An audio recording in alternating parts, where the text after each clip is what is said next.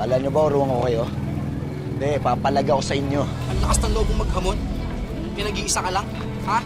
No? Kakayanin ko kayong tatlo. Wala akong pakialam sa inyo. Inyabo mo pa ka mo. Sama mo makatingin, no? Samantalang dayo ka lang dito. Kala nyo ba urungan ko kayo? Papalaga sa inyo tatlo kayo.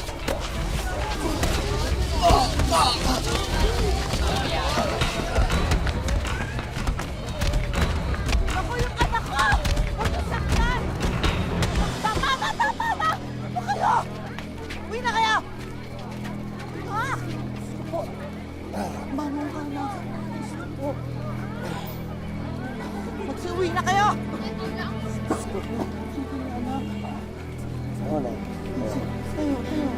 Sa'yo. Ano ba kaya nyo?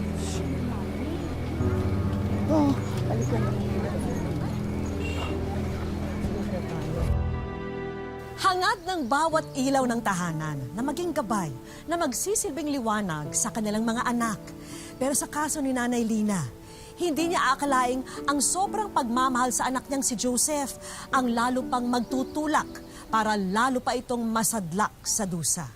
Paano haharapin ng isang ina ang kalagayan ng isang anak na unti-unting winawasak ng kanyang sariling katinoan? Sa magulang ba dapat isisi ang pagdurusang dinaranas ng kanilang mga anak?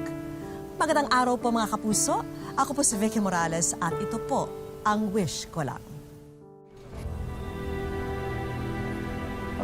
Nay, dahan-dahan lang masakit. Oo, dahan-dahan lang ha. Nasasaktan ka? Hindi mo inisip yan nung nakipagbasag ulo ka. Jaime, tama na. Baka tumaas ang presyon mo. Tataas talaga ang presyon ko. Wala namang pakinabang dito sa bahay, nagdadala pa ng problema. O ano? Tinitingin mo, lalaban ka? Ha? Tama na, Jaime. Katatapos pa lang ng isang gulo ng anak mo. Gusto mo na naman ng isa pa? Alam mo, kasalanan mo rin ito eh. Kinukonsinti mo.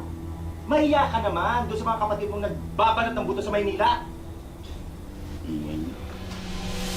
Tignan, kinakausap ko pa, tatalikuran ako. Hoy! Joseph? Kumay ka rito! Sige, sundan mo. Kaya nagkakasungay yan eh. Alam niya kasi may magtatanggol sa kanya.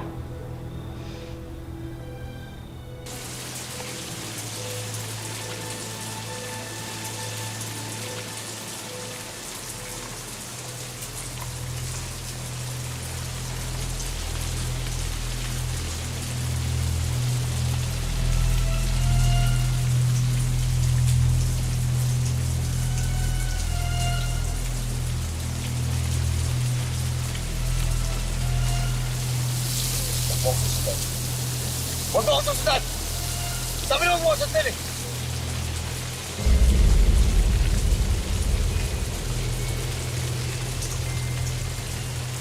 Saka lang!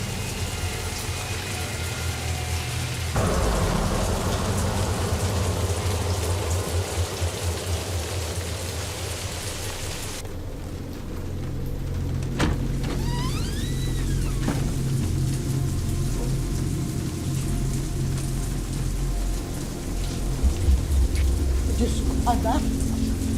Kanina pa ako naghihintay sa'yo. Tambas-ambasa ka. Ano nangyari sa'yo? Sandali. Hihirang bata ka. Oo.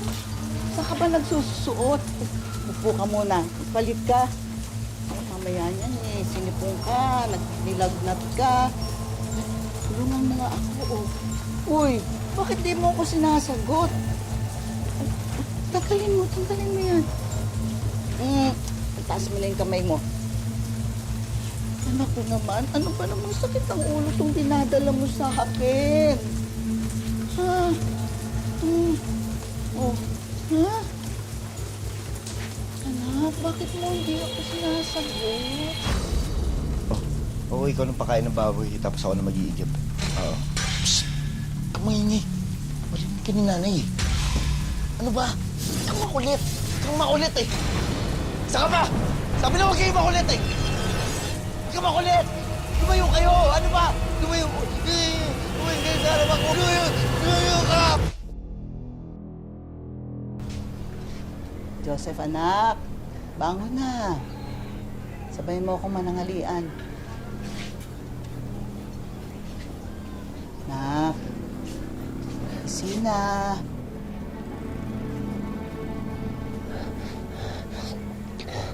Ay, Diyos ko po. Ang taas ng lagnat mo. Jaime!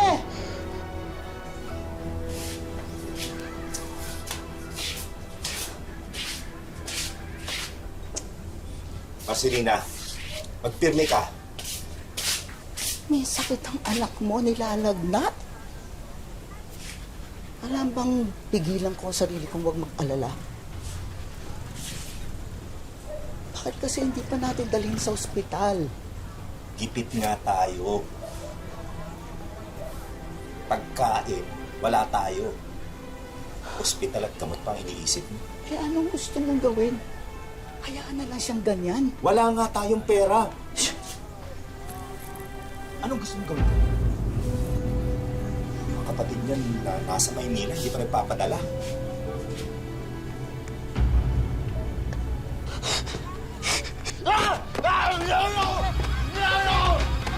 Joseph! Anak, bakit? Ano masakit? Uy, tatay, ayaw mo yan! Tama yan! Ay! Anak! Marcelina, nasasapian ng anak natin. Hindi na tayo makilala. Anak! Tumigil ka na! Masakit sa'yo! Dahil sa pag-aakalang pinaglaruan ng masamang espiritu si Joseph dahil sa mga inaasal nito sa kanila, nagpasya si Jaime na patingnan siya sa albularyo kahit pamariin ang pagtutol ng asawa niyang si Lina sa desisyong ito. Ngunit ang hindi nila alam, simula pa lang pala ito ng malaking dagok na kakaharapin ng mag-asawa sa piling ng kanilang anak na si Joseph.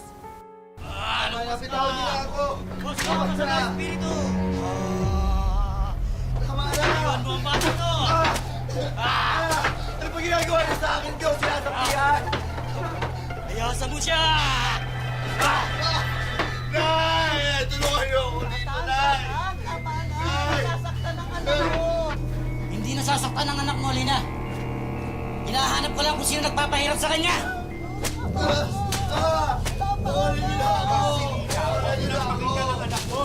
Itinuro ba siya magkakaroon? Ginagawa niyo sa akin! Ano ginagawa niya?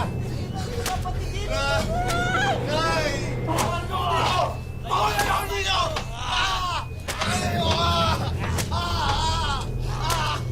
Ano ba ginagawa niyo sa akin? Hindi naman ako sinasabihan!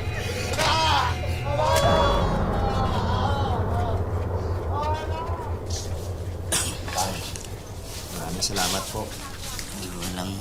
Papatawag na lang ho namin kayo pag kailangan ulit namin kayo. Sandali lang. Tang, anong totoo nangyayari sa anak namin? Ang totoong nangyayari sa anak ninyo, hindi siya sinasapian ng masamang espiritu. Wala rin ako makitang dahilan ng kanyang karamdaman.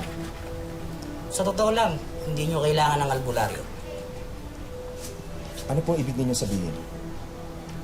Pasensya na. Sa tingin ko, sakit ng anak ninyo ay sa utak. Hindi ba kalabisan niya yung sinasabi ninyo, Tang? Sinasabi ko yan ng totoo. Kayo ang humingi ng tulong sa akin. Hindi totoo yung usap-usapan sa lugar natin. Hindi Wala totoo. akong sinasabing ganyan. Buti pa umalis na kayo bago tayo magkasakitan ng loob. Lina. Hindi totoo. Hindi totoo. Pasensya po kayo.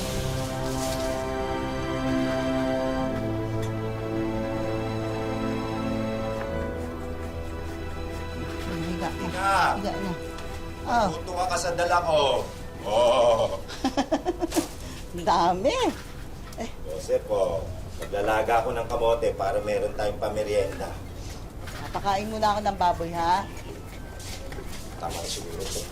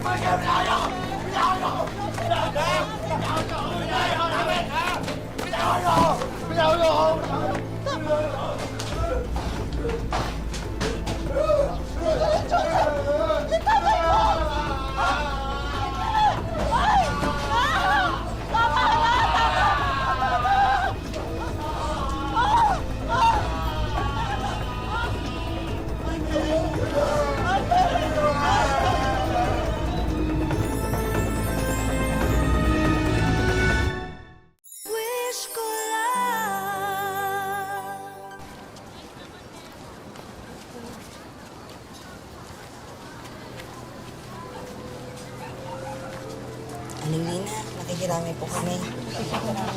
Salamat po, salamat. Hindi naman po sa nangingialam ha. Paano na po kayo niyan ngayong wala na si Mang Jaime? Paano? Sa piling po ni Joseph. Mawalang galang na lang pero walang kasalanan ng anak ko sa pagkamatay ni Jaime. Aksidente lang nangyari. Aling Lina, alam naman po natin na alam niyo yung sitwasyon ng anak niyo. Bakit po hindi niyo na lang kayo siya daling sa mental hospital yan si Joseph?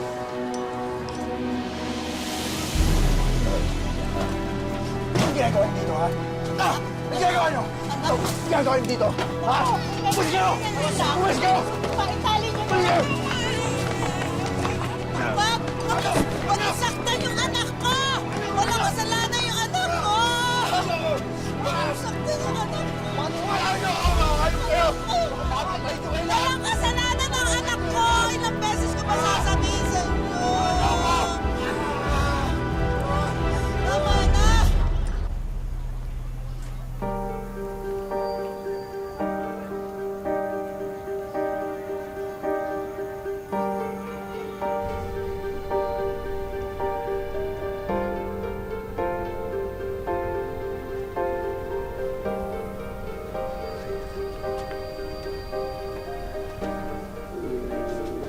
Nak?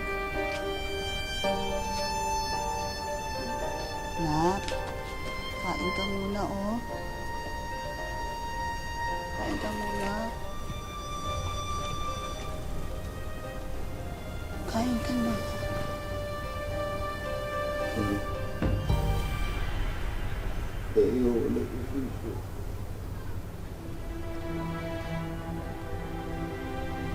Balik na sa dati, Nay. Ayoko na dito.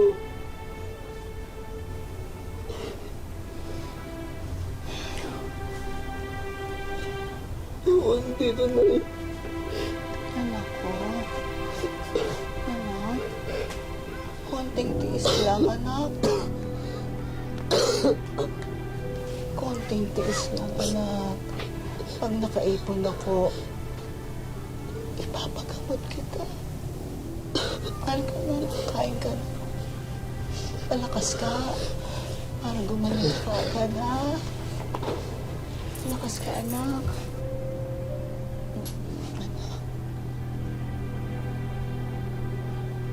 Sino ka? Ha? Ginagawa mo dito? Ha? Ano ba dito ako dito? Ano ba dito ako dito? Ano ginagalit sa akin? Ha? Ano ba dito ako? Ano ba dito ako? Ano ba dito ako?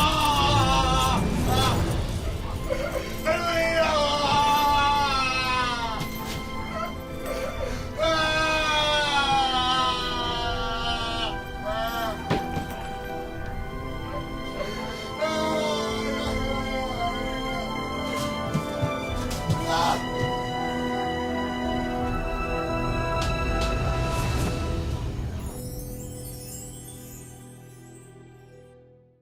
Wish ko lang.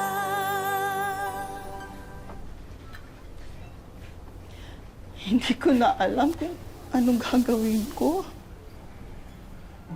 Bakit hindi pa kasi kayo humingi ng tulong sa barangay, Nay? Ilalayo niya siya sa akin. Mabuti na ganito na aalagaan ko siya. Pero Nay, paano naman kayo? Hindi na din kayo bata. Eh kung paano kayo? Nawalan na ako ng tatay. Ayoko mawala pa kayo dahil sa kagagawan ninyo ni Joseph. Huwag yung sisisihin ng kapatid niyo. Hindi niya alam ang ginagawa niya. Tsaka hindi naman yung ginusto yung ganitong pangyayari. Basta, Nay, kayo lang ang iniisip ko. Kapag may nangyari pa sa inyo, hindi ko na alam ang magagawa ko sa kapatid kong yan.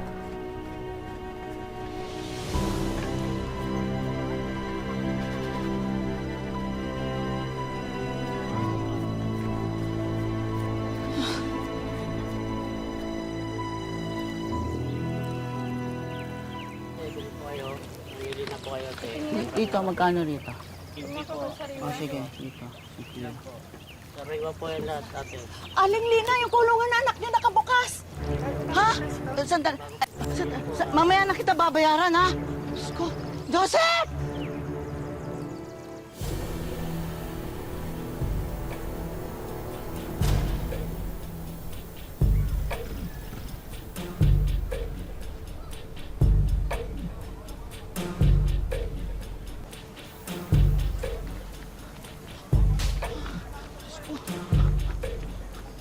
Anak?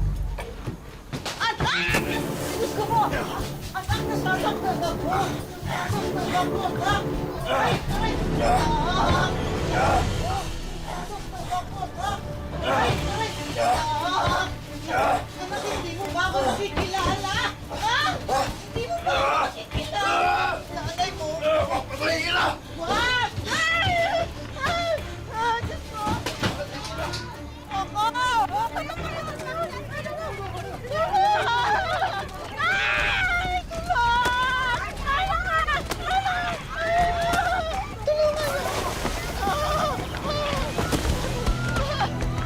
Tama na! Anak ko yan! Huwag yung saktan! Hindi siya kriminal! Bitawan niyo ako! Tama na! Tama na!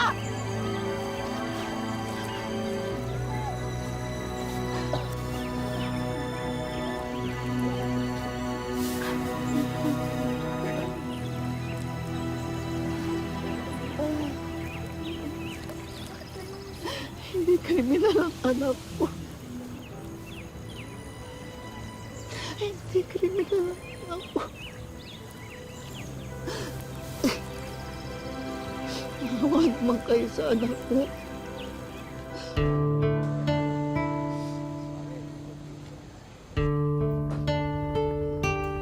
Dito sa Ginyangan, Quezon Province, nagsisilbing tahanan ang animoy kulungan na ito sa 34 na taong gulang na si Joseph.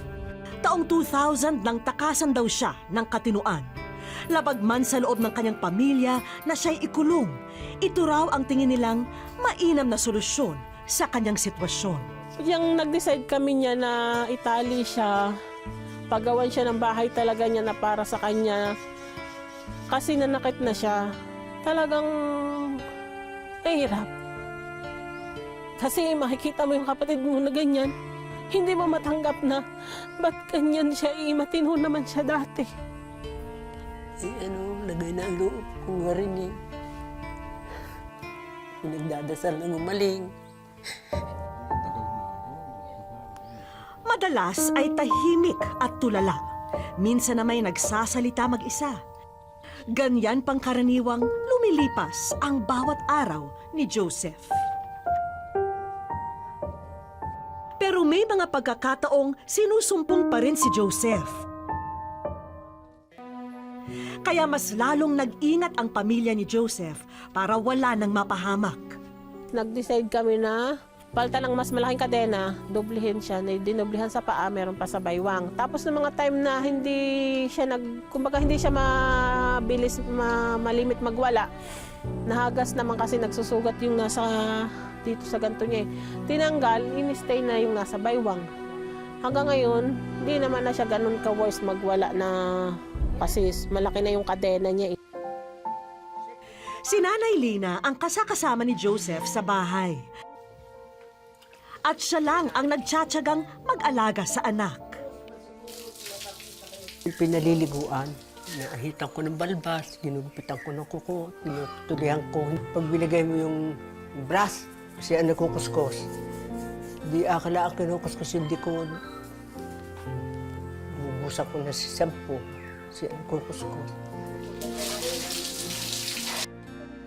Pero dahil salat sa buhay, dumarating daw sa punto na toyo at mantika lang ang naipapakain ni Nanay Lina sa anak. Ito namang aming Joseph ay kung ano lang ibigay mo sa kanya, basta kakain siya, kakain at di naman siya mapili na sa ulam. Kung anong pagkain abot mo, kakainin niya. Sa pag-aalaga ng baboy, kumukuha ng iba pang pantustos si Nanay Lina. Bukod sa iniaabot ng kanyang anak na si Joyce. Para sa kapatid ko, ang gusto kong mangyari sa kanya, gumaling siya. Sana matulungan kami ng may talagang taos sa pusong tumulong sa amin. Ay, Joseph, magpagaling ka. Mahal na mahal kita din.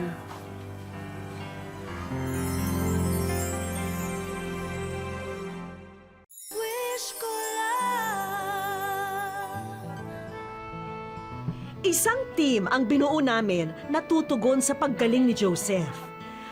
Mga doktor, nurse, mga social worker, health worker, volunteer mula sa Department of Health at marami pang iba ang gustong maging bahagi sa Oplan Sagip Joseph.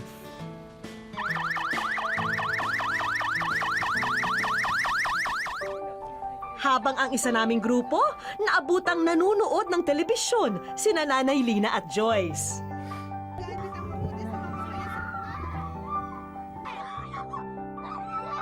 Tila nagkakaroon ng aberya sa palabas na kanilang pinapanood.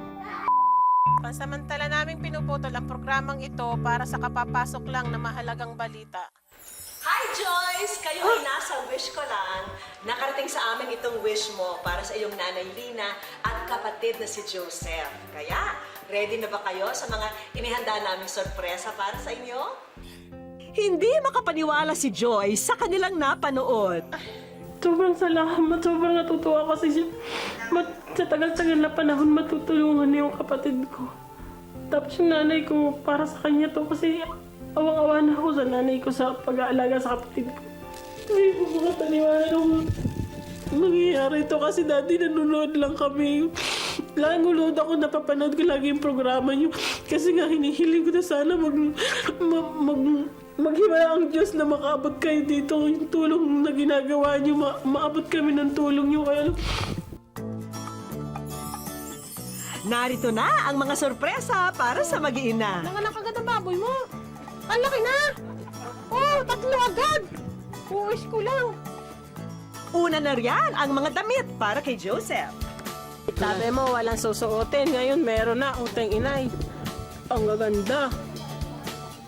Hawakan mo. Siyempre, sinamahan na rin namin yan ng cellphone para kay Nanay Lina. May pandagdag pagkakakitaan din kaming kaloob dahil ang 3 little pigs na ito, inyong-inyo na rin. Sinamahan na rin namin yan ng feeds na magpapalusog sa kanila. Ay, inahinin ko yan. May kapalit ng inahin nila. Narito rin ang medical assistance na maaring makatulong sa inyong pagpapagamot kay Joseph. Pero hindi pa riyan nagtatapos. Samahan niyo kaming salubungin ang mga taong tutulong sa iyong kapatid Joyce. Musta po kayo?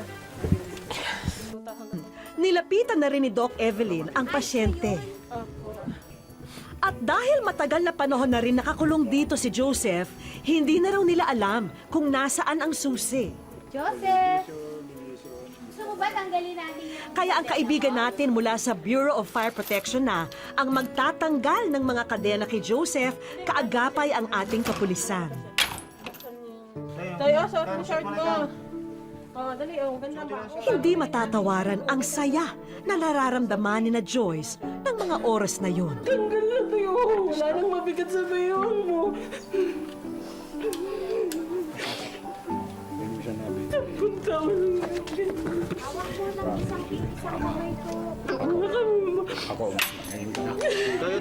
Ayan. Okay na tayo. Magana.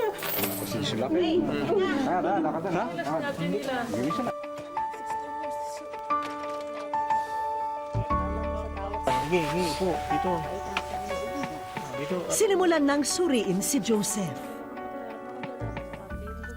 Joseph, hawakan lang kita ha. Ha? Mula tutoy, mula. Ipapa-admit natin sa 13 Martires, no? Kasi kinordinate na ni Ma'am Paula. So doon siya gagamutin ng ng bungbo. Sobrang masaya po ako para sa kanya at sobrang nagpapasalamat po kami kasi mabibigyan na po siya ng lunas na tulungan po kami kasi kung sa amin pong pamilya hindi talaga po namin kaya na siyang ipagamot. Salamat sa mga tumulong sa inyo. Nakasabay na po na kasi nagaling na siya. This is a case of schizophrenia. So chronic illness siya, mental illness. So kailangan maggamot siya, madala siya sa mental psychiatric facility para magamot siya ng maganda, ng maayos. Mahaba-habang gamutan daw ang pagdaraanan ni Joseph. Kaya kailangan niya ang buong suporta ng kanyang pamilya. Sobrang napakalaki po ng pag-asa namin ngayon kasi alam po namin na may tumutulong na sa kapatid namin. May mga gamot na po siyang maiinom na magkukontagious na po yung pag-medical niya. Kaya umaasa po kami na babalik siya dito na okay, magiging okay na siya. Kaya sobrang thank you po. Sa kabila ng dinanas na hirap at pasakit ni Lina sa kanyang anak na si Joseph, pinatunayan niyang mas matimbang ang pagmamahal niya sa kahit na anumang dagok na dumating sa kanyang buhay. Dahil kasabay ng paghilom ng mga sugat ay ang pangakong may naghihintay na pag-asa para sa ating lahat. Maraming salamat po mga kapuso. Ako po si Vicky Morales at ito po ang Wish Ko Lang.